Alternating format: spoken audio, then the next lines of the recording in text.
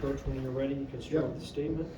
Did a nice job today handling business. Thought that it was really good first half.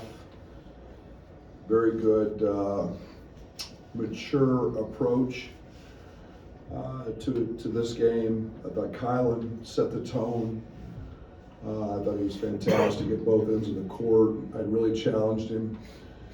After our last bye game, I thought he was pretty laissez-faire, to be honest. But he set the tone today. I thought our defense was very, very good in the first half, not very good in the second.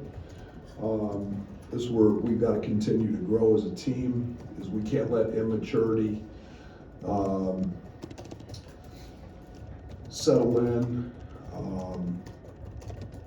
You got to continue to want to play the game the right way, and no matter what the lead is, no matter who the opponent is. But I thought we played with great pace in the first half. I thought we got the ball where we wanted. Obviously, the field goal percentage is what we thought it would be, or hoped it would be. But getting the ball downhill to the rim, we obviously have multiple guys who can do that against a team that has been very good. Forcing a lot of turnovers, blocking a lot of shots, and I thought we were able to put them in some harm's way by driving the ball and getting the ball in the paint. But great win. The next one's the important one. I've had it marked on my calendar since it came out. UTRGV is good. They've got a very, very good player. They play really hard. They're very well coached. And I do understand what's after it. I've had this one marked because it's an NCAA tournament-like setup where you've got a quick turn. It's a quality opponent. And so it's a team that went into Madison last year and played the heck out of them. They've got a young man on their team that's a teammate of Mahilo that has been putting up huge numbers, is very good. So they have our full attention, and I'm very curious to the quick turn and the approach that we take. We have to become pretty mature in how we handle that. Brad, last week after the Colgate game, you talked a little bit about human nature, that it's human nature to have some emotional letdowns after a emotional kind of game like it was with Texas Tech. Similar situation this week after the Alabama game. How you session you did? Yeah, Internet. I think that we try to. I'm always brutally honest with these guys. So even before the Bama game, I told them what this week looked like and what I was expecting, and they knew I was not very happy after the Colgate game. And again, Colgate's a terrific basketball team, so it's not. But I didn't like that approach. Going into the game, I thought it was much better today.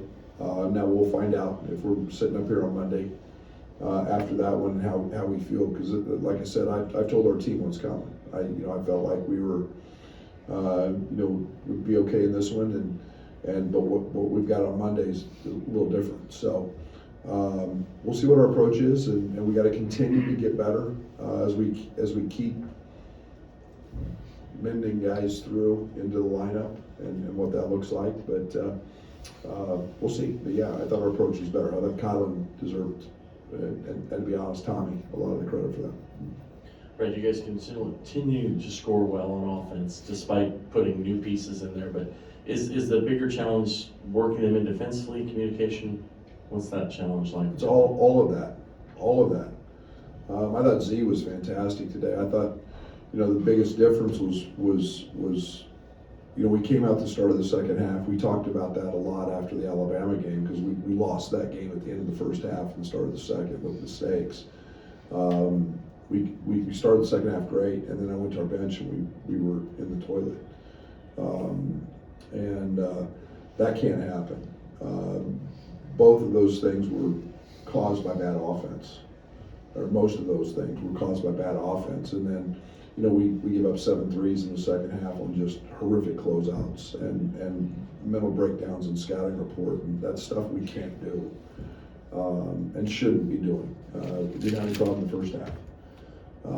So we can't let the score dictate how we play, and that's where I got to get this group to grow up and understand. So both of them are, I thought we did some really good things. Some of the new guys did great. Tommy had his best stint without any question, and he's just trying to get timing back and conditioning. Coach, we got to see all three of the point guards playing together. Just wanted to get your thoughts on just how that looked. Probably won't see that much, I wouldn't think. Unless it's no, I should say that. Every game's different. Every game's dictated by, some chess moves. But something we wanted to look at. They had gone really small at the time. It's also takes away a little bit of our advantage when we have, Andre or Ben out, and we're, positional size. And you saw Dre get going in the second half with, finally grabbing a rebound and going coast to coast. I told him, I said, you need to understand how good that was to watch. And I hopefully it made you feel good, so you'll do it over and over. But it was, it's reminded me of Io and Terrence doing some of that stuff. Coach, when was the last time you had the inbounds play with nobody to throw the ball to, and how symbolic is that of guys not knowing the roles or not knowing their teammates very well still? Probably been a while. You get put 3 point guards in the game, and they all want to receive it. They don't want to,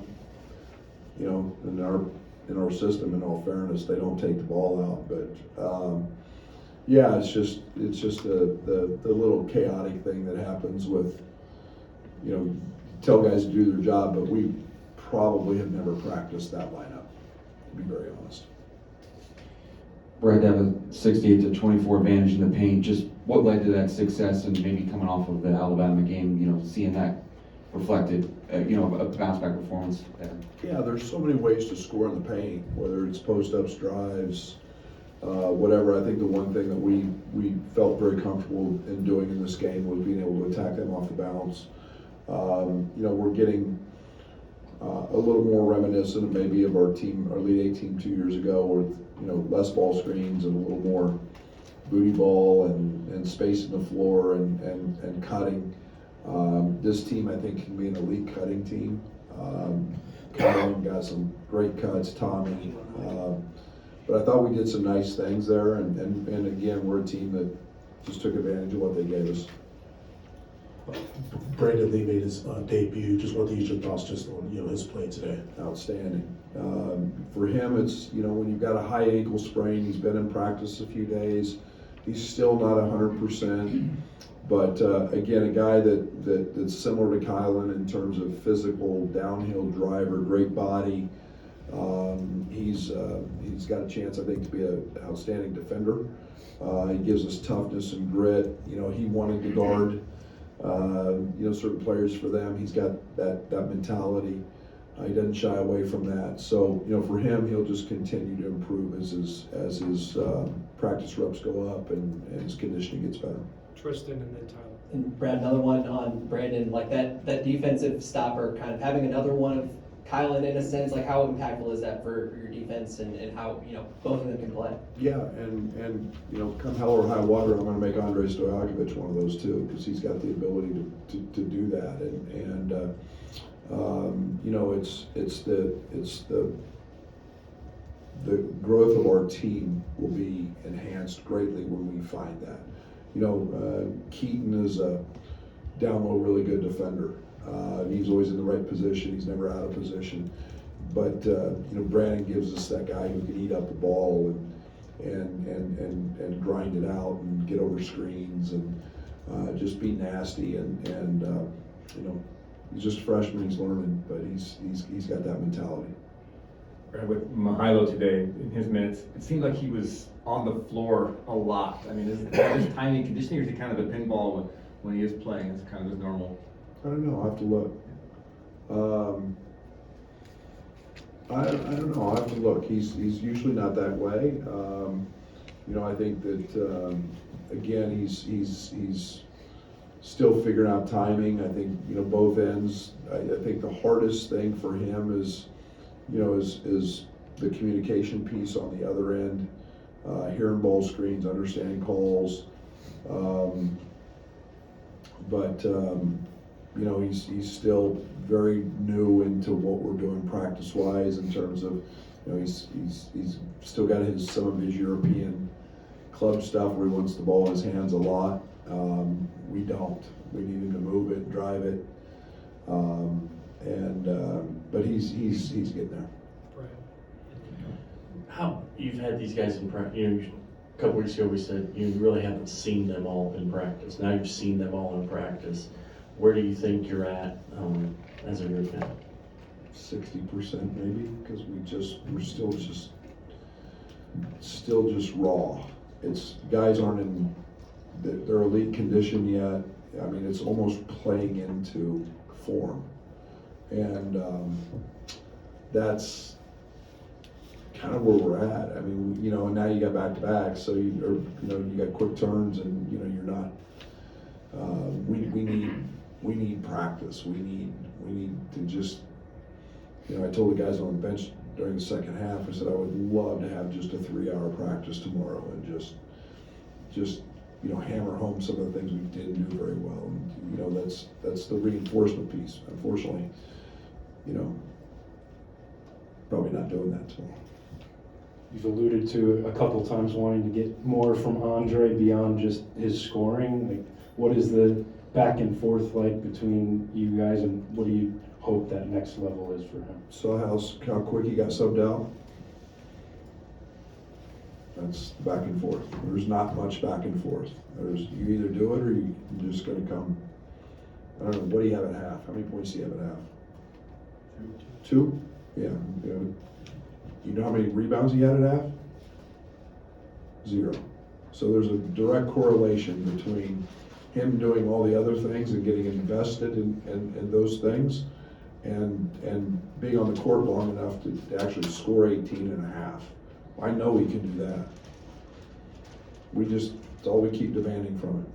He can be an outstanding, elite player when those other things, because he can go do them all. He just has to want to go do them all. And it's my job to make him want to go do them all. Thank you.